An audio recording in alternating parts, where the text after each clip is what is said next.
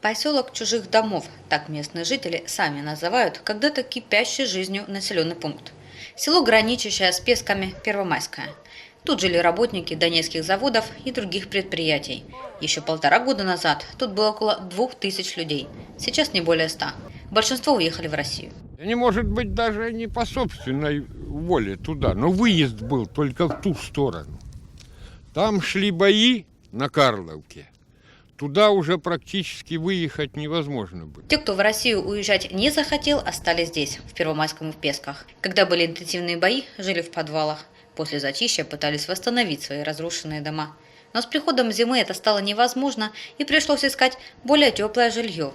Я приехал и вселился, а у нас так и было. Ну, вон люди живут, у них там на краю полностью, у них 2 дома, остались одни фундаменты. Вот они пришли, пустой дом, заселились. Мы тут никто никого не спрашивал. Эту улицу не раз посыпало градами. Дома чудом уцелели, в них и вселились. Там вот это ж вот где вышка, там же вот блокпост был ДНРовский.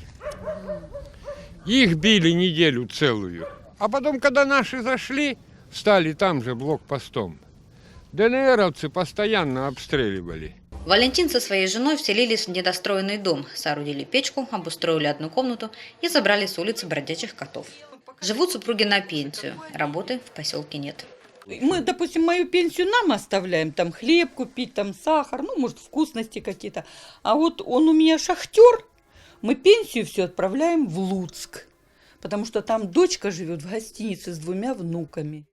Несмотря на все сложности и страх, уезжать из родного села супруги не хотят, надеются на скорый мир, а с приходом тепла планируют вернуться в свой разрушенный дом и попытаться его восстановить. Ольга Калиниченко, Илья Никонов. Настоящее время. Донецкая область.